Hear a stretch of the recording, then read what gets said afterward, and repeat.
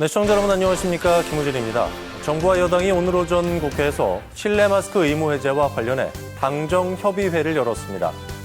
정부는 대중교통, 복지시설, 의료기관을 제외한 시설에 실내 마스크 착용 의무를 먼저 풀고 이후에 상황에 따라 추가로 해제하는 2단계 해제 방안에 무게를 두고 있는데요. 최근 코로나 재유행과 새로운 변이 바이러스의 출현으로 감염률이 다시 오르고 있는 상황. 실내 마스크 해제는 아직 이르다는 입장과 자율에 맡겨야 한다는 시민들의 의견이 엇갈리고 있습니다. 해제 시점은 이르면 내년 1월 중순쯤으로 마스크 착용이 의무에서 권고로 전환될 것으로 보이는데요. 방역당국은 오늘 논의를 토대로 내일 실내 마스크 의무 조정안을 발표할 계획입니다. 강원도의 오늘과 소통하는 시사 큐레이터 생방송 더 인사이드 시작하겠습니다.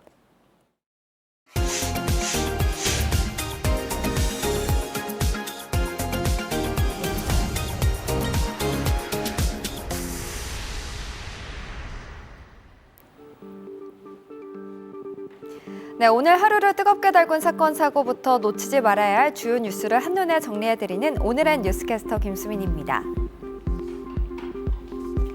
김진표 국회의장이 못 박은 내년도 예산안 처리 시한을 하루 앞두고 조금 전 5시 15분 여야가 극적 합의를 이뤄냈습니다. 그간 여야는 내년 예산안 처리를 두고 법정 처리 시한을 포함해 총 4차례나 기한을 넘기면서 역대 최장 지각을 기록했는데요. 여야 협상이 급물살을 타게 된 건 여당의 이태원 참사 국정조사 특위 복귀가 영향을 미친 것으로 알려졌습니다. 오늘 발표된 예산안 합의문에 따르면 최대 쟁점이었던 법인세를 현행 과세표준 구간별로 1%포인트 인하하고 경찰국 등 예산은 정식 예산으로 편성화돼 행정안전부 장관을 치안행정에서 배제하도록 잠정 합의한 것으로 전해졌는데요. 한편 국회는 내일 오후 본회의를 열어 내년도 예산안을 최종 처리할 예정입니다. 강원도청 신청사 부지로 춘천시 동래면 고은리 일대가 확정된 데 이어 이 일대를 행정복합타운으로 조성하겠다는 계획이 발표됐습니다. 강원도와 춘천시는 어제 공동 기자회견을 열고 3단계에 걸친 행정복합타운 조성 계획을 밝혔는데요. 먼저 10만 제곱미터 부지에 도청사와 도의회를 신축해 이전하고 30만 제곱미터는 공공기관 입주 부지로 60만 제곱미터는 미디어타운 등 상업 업무지구를 건설한다는 구상입니다. 또 인근의 다원지구와 학곡지구를 연결하는 동남권 삼각벨트도 구축할 계획입니다. 하지만 탈락 후보 지역의 거센 반발에 지역 갈등 해소는 또 하나의 과제로 남았는데요. 도청사 신축 부지 확정에 따른 기대와 과제, 잠시 후 주민사이드에서 낱낱이 짚어보겠습니다. 접경지역 농특산물의 군납 수의계약 물량이 2024년까지 70% 수준으로 유지됩니다. 정부는 당초 군납 수의계약 물량을 2023년 50%, 2024년에는 30% 수준으로 축소한 후 2025년부터는 전면 경쟁 입찰로 전환할 예정이었는데요. 이에 접경지역 군납 농가들은 군부실 급식 문제를 농가들에게 떠넘긴다며 강력 반발했습니다. 이에 국민의힘 한기호 의원은 국방부와 국무조정실, 농축 수협 관계자들과 지속적으로 논의하면서 유예를 이끌어냈는데요. 이번에 마련된 군 급식 개선 대책 보완 방안에는 군납 수의계약 물량을 70%로 유예시키는 동시에 군에게 식재료 품목 선택 권한을 부여했습니다. 하지만 임시 방편적인 방안에 접경지역 농가들의 100% 수의계약 유지 요구는 계속될 것으로 보입니다. 지금까지 오늘의 뉴스캐스터 김수민이었습니다.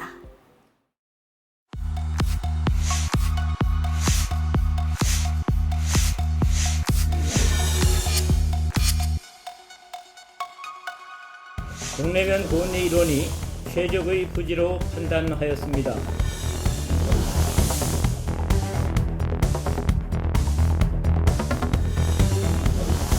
도청사만을 개발하는 것이 아니라 추가적인 계획도 있을 수 있기 때문에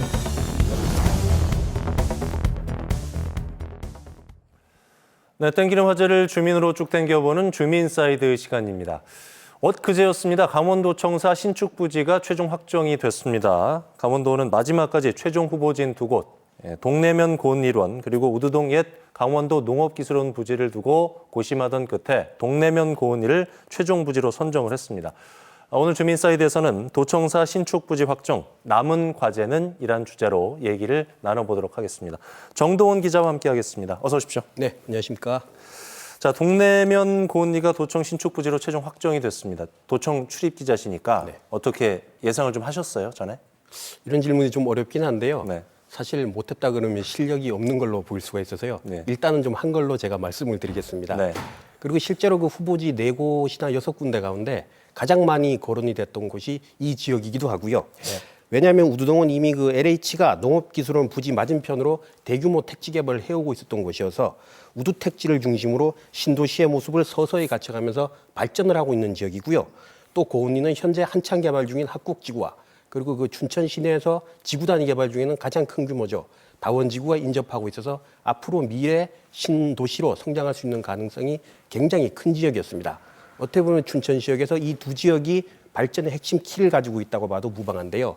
이렇기 때문에 당연히 이 지역들을 머릿속에 두지 않고 거론하지 않을 수가 없었던 그런 상황이 되는 거죠. 네. 도민들의 관심이 집중이 됐던 사안들이기 때문에 최종 부지가 선정 발표된 이후에 후폭풍도 상당할 것으로 예상이 되는데 지역사회 분위기 좀 읽어봐야 될 것 같아요. 선정에서 탈락한 지역은 아무래도 좀 반발이 거셀 것 같은데 어떻게 보세요? 말씀하신 대로 당연히 반발이 좀 거셀 수밖에 없습니다. 예. 왜냐하면 기대가 컸던 사안이기 때문에 그런데요. 실제로 가장 좀 현재 반발이 큰 곳은 농업기술원 부지를 끼고 있는 우두동이라고 할 수 있습니다. 이쪽 지역은 탈락 이후에 강원도와 춘천시에서 교육, 공연, 예술 복합지구 조성 계획을 내놨는데요. 주민들은 이 계획이 이름이 어렵듯이 구체적이지도 않고 또 이미 옛날부터 상당 부분 추진해 왔던 사업이다. 그래서 불만을 전혀 새로울 게 없다. 이런 반응입니다. 또 특히 오히려 이전하기로 했었던 강원도 소방본부와 그리고 도교육청 역시 동래면으로 오히려 갈 수도 있다. 이런 그 여론들이 얘기들이 나오면서 오히려 불만은 점점 더 커지고 있는 상황입니다. 예. 주민들은 현재 이런 불만들을 도지사와의 면담을 통해서 이야기를 들어보고 향후 대처 방안에 대해서 논의하겠다는 계획이고요. 다른 지역도 마찬가지입니다. 캠프페이지 역시도 이미 강원도와 춘천시가 발표한 내용이 과거와 비슷한 내용이고 특히 이 노루목교수지가 있는 동면의 경우에는 탈락 이후에 어떻게 개발하겠다 이런 내용조차 발표를 하지 않아서 여론이 더 안 좋아진 상황입니다. 네. 동래면 고은리 같은 경우에는 IC하고 좀 인접해 있잖아요. 그래서 접근성하고 확장성 면에서 좋은 점수를 받은 걸로 발표가 됐는데 우두동 부지하고 비교했을 때 장단점이 좀 있었을 것 같아요. 네. 어떻게 평가가 갈렸습니까? 일단 좀 점수를 제가 말씀을 드리겠습니다. 네. 고은리가 100점 만점에 86.8점, 예. 그리고 우두동이 75.6점을 받았습니다. 예. 11.2점 차이가 난 건데요. 인원으로 봤을 때는 평가위원 16명 중에 13명이 고은리의 손을 들어줬습니다. 조금 더 구체적으로 제가 설명을 드리면 고은리는 접근 편리성과 장래 확장성에서 우두동보다 높은 평가를 받았는데요. 예. 앞서 말씀해 주셨다시피 고속도로와 그리고 국도 46호선 인접해 있어서 타 시군과의 접근성이 좋다는 이유에서였습니다.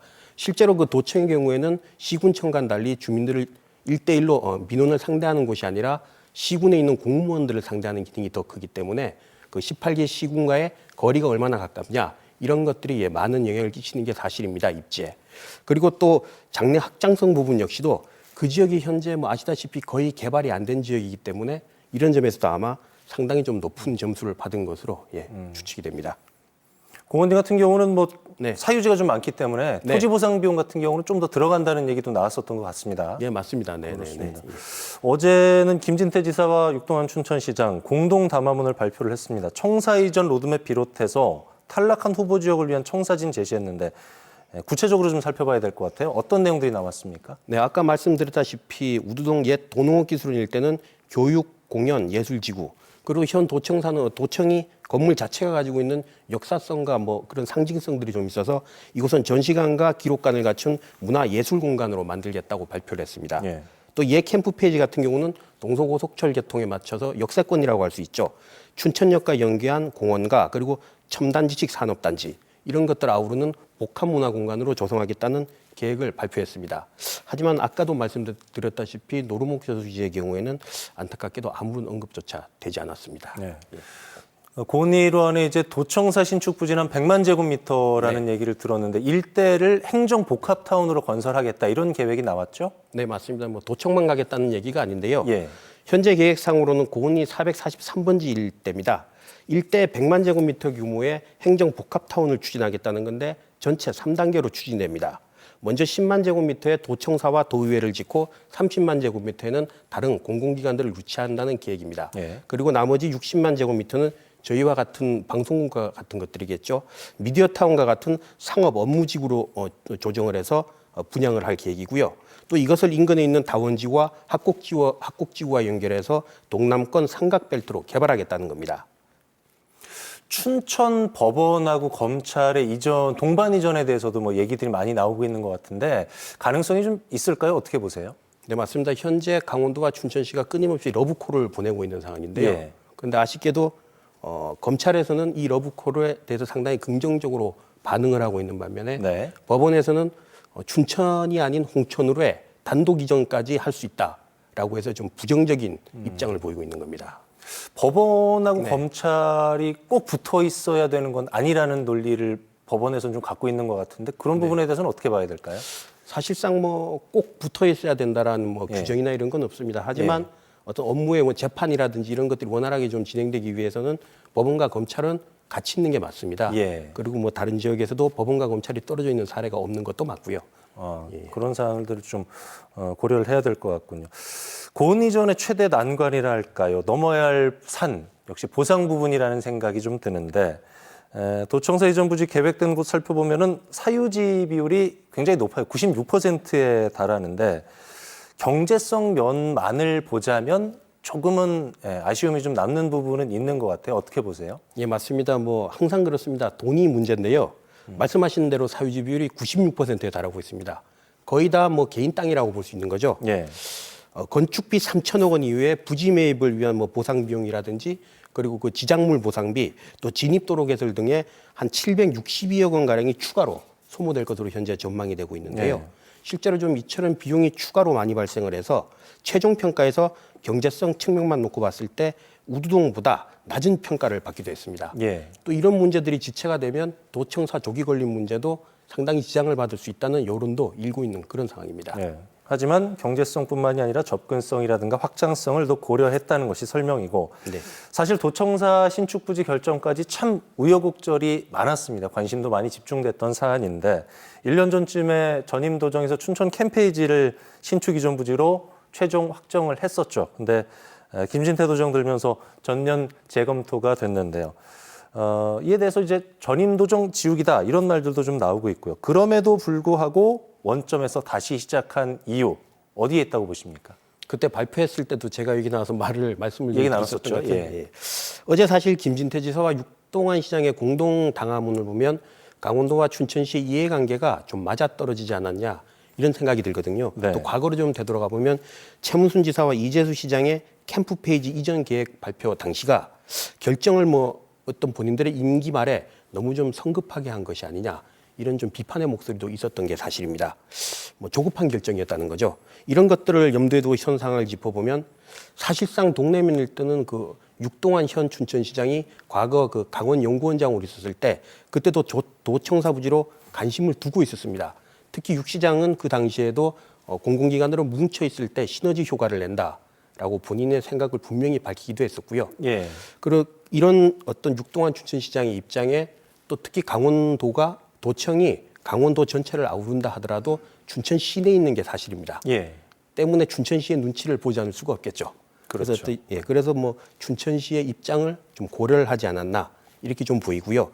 뭐 전체를 좀 보면 조급한 결정이었다라는 판단에서 시작했던 것들이 여러 가지 추가적인 상황들이 발생하면서 현재 이르는 결과를 도출하지 않았나 뭐 이렇게 생각을 해봅니다.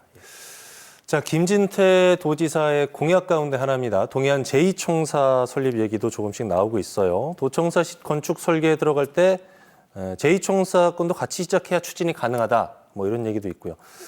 제2총사 설립 이 부분은 어떻게 진행이 되고 있습니까, 지금? 사실 그걸 뭐 기대하고 있는 영동 지역 주민들한테는 좀 죄송한 얘기인데요. 예. 사실은 뭐 좀 쉽지 않은 일입니다, 이게. 예. 왜냐하면 현행법상 강원도 인구 153만 명으로는요, 부지사급의 제2청사를 신설할 수가 없습니다. 법적으로 안 된다는 얘기거든요. 최소 800만 명은 돼야 되거든요, 인구가. 그래서 강원도가 가장 우선 고려할 수 있는 사항은 내년에 출범을 하죠. 특별자치도법에 특례로 두는 겁니다. 예. 예, 특례로 둬서 그 개정안에 부지사급 2청사를 만들 수 있도록 법안을 넣는 거죠. 만약에 이 개정안이 이제 반영이 되지 못하면 강원도는 차선책으로 3개 실국 정도 규모의 어떤 제2청사를 만드는 방안도 모색하고 있습니다. 하지만 이런 방안이 있다 하더라도 조금 문제가 있는 부분이요. 그 청사로 활용할 환동의 본부가 지은 지 50년이 넘다 보니까 낡고 좀 쓰기에 부족하다 이런 의견이 있는 겁니다. 다시 말하면 새로 지어야 된다는 건데 아직 뭐 본 청사 사업도 시작이 안 됐는데 이 청사 신축까지 거론하기에는 강원도의 부담이 좀 상당히 커 보입니다. 쉽지 않다는 얘기죠. 예. 자, 어쨌든 도청사 최종 후보지 발표 이후에 여러 목소리들이 여기저기서 쏟아져 나오고 있습니다. 지역 분열 막기 위해서는 지역 균형 발전이라고 하는 이 대전제를 어쨌든 꼭 염두에 둬야 될 것 같은데 앞으로 도청사 신축 이전 절차, 일정에 대해서도 좀 자세히 짚어주실까요? 네, 신청사 건립은 2026년 상반기에 착공해서 예. 2028년 하반기에 완공을 목표로 하고 있습니다. 기금은 현재 매년 600억 원씩 계속 적립해서 가고 있는 상황이고요. 일단 이렇게 하면 자금은 마련이 됐고요. 또 여기서 중요한 게 하나 있습니다. 이전지가 발표가 됐으니까 투기를 막아야 하는 겁니다. 예. 당연히 뭐 투기가 일어나겠죠. 그래서 강원도가 이와 관련해서 조만간 이 일대 100만 제곱미터를 토지거래 허가지구로 묶어서 투기를 막을 계획이고요. 그 이후에는 보통의 행정 절차와 마찬가지로 기본계획 수립부터 타당성 조사, 보상과 같은 관련 절차들을 진행해 나갈 것으로 보입니다. 예. 자, 도청사 신축 이전 강원도의 100년 대계를 만들어가는 굉장히 중요한 사안입니다. 장고 끝에 최종 후보지가 발표가 됐는데요. 이제는 신청사를 잘 짓는 일만 남았겠죠. 모쪼록 강원특별자치도 출범과 함께 강원특별자치도를 견인하는 신청사로 건립되길 기대해 보겠습니다. 정동훈 기자와 얘기 나눠봤습니다. 말씀 고맙습니다. 예, 고맙습니다.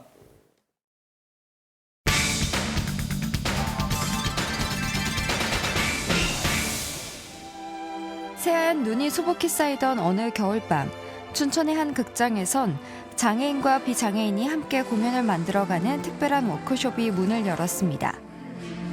직접 무대를 경험해보고 싶은 다양한 장애인들이 참여해 함께 진행하는 프로젝트인데요. 2019년부터 3년간 진행했던 헬로 프로젝트에 이어 올해로 2회째를 맞았습니다. 장애인, 비장애인이 함께 섞여서 평소에 접하기 힘든 문화예술들을 접하고 그것들을 직접 창작을 해보자라는 취지로 이 프로젝트를 시작했습니다. 공개 모집을 해서 그 새로운 프로젝트 시작할 때마다 함께 하실 분들을 지금 모집을 하고 있고요. 올해는 그 연극을 중심으로 해서 연극을 한번 만들어 보자. 그렇게 해서 나는야 연기왕이라는 프로젝트를 하고 있고 지금도 한 10명 정도의 인원으로 지금 워크숍을 진행을 하고 있습니다. 장애인은 비장애인에 비해 공연을 감상하거나 공연에 설 기회가 턱없이 적은 것이 사실인데요. 그런 이들에게 직접 공연을 만들어 나가는 일은 가슴 뛰는 도전입니다. 시각과 청각 장애인이거든요. 저의 모든 일상을 소리로 의지를 더 많이 하는 것 같아요. 시각과 청각 장애를 가진 유미애 씨. 매주 하나뿐인 딸과 함께 워크숍에 참여하고 있는데요. 어머니의 눈과 귀가 되어 동행하던 주은 씨는 어느새 공연에도 참여할 만큼 워크숍에 푹 빠져버렸습니다. 엄마가 혼자 다니는 게 어려울 것 같아서 같이 따라다녀 주려고 참여를 하게 됐던 건데 이 사회의 장벽들을 이번 기회에 알게 된 것 같아서 정말 좋은 시간인 것 같아요. 워크숍에서는 나만의 지도 그리기, 글짓기, 연기 연습 등 다양한 예술 활동을 진행하고 있는데요. 조금 먼 동네에 대학교까지 있거든요. 이러한 활동을 통해 참가자들은 다양한 장애를 가진 서로를 이해하며 배려하고 존중하는 분위기 속에 온전히 자신들의 이야기를 편안하게 주고받습니다. 이렇게 많은 다양한 장애인들과 함께 교류하고 같이 배우고 또 연기까지 하잖아요. 이게 조금 더 많이 특별하고 재밌는 것 같아요. 내 안에 있는 이야기들 또는 다른 장애인들의 이야기들을 좀 편안하게 풀 수 있는 그런 기회가 이번에 많이 있었던 것 같아요. 늦은 저녁까지 이어진 워크숍.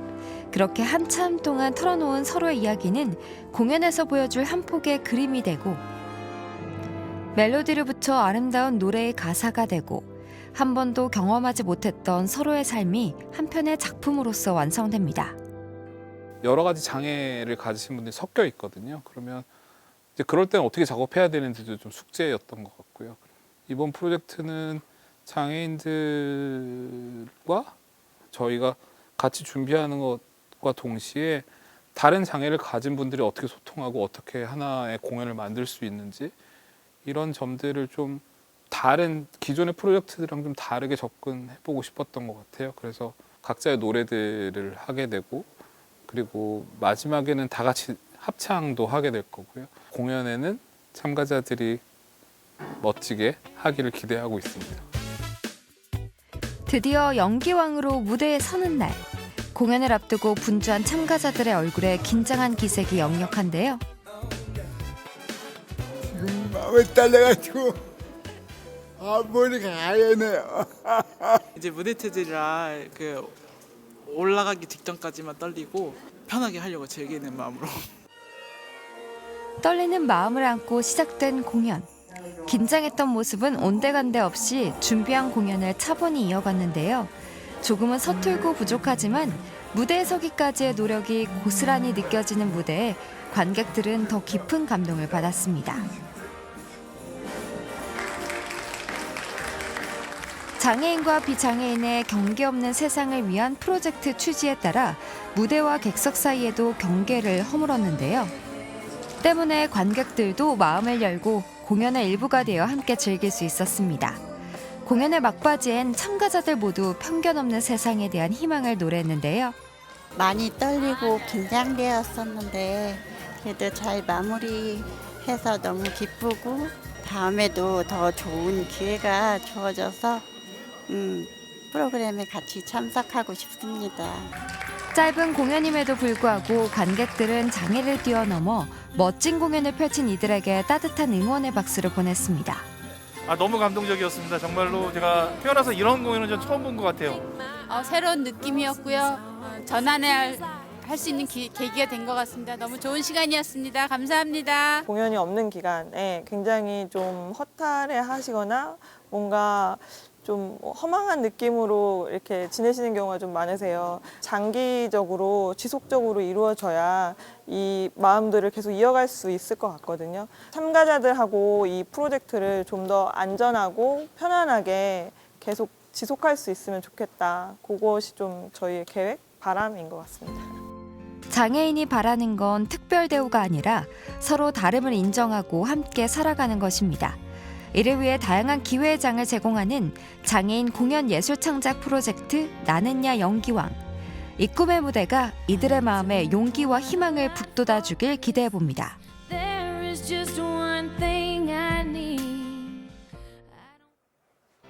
네, 24절기 중에 밤이 가장 길고 낮이 가장 짧은 동지인 오늘. 매서운 한파가 내내 기승을 부렸는데요. 앞으로 크리스마스인 주말까지 강추위가 계속 이어진다고 합니다. 건강관리와 안전사고에 유의하셔야겠습니다. 12월 20일 목요일 생방송 더 인사이드. 저희는 여기서 인사드리겠습니다. 편안한 저녁 보내십시오. 고맙습니다.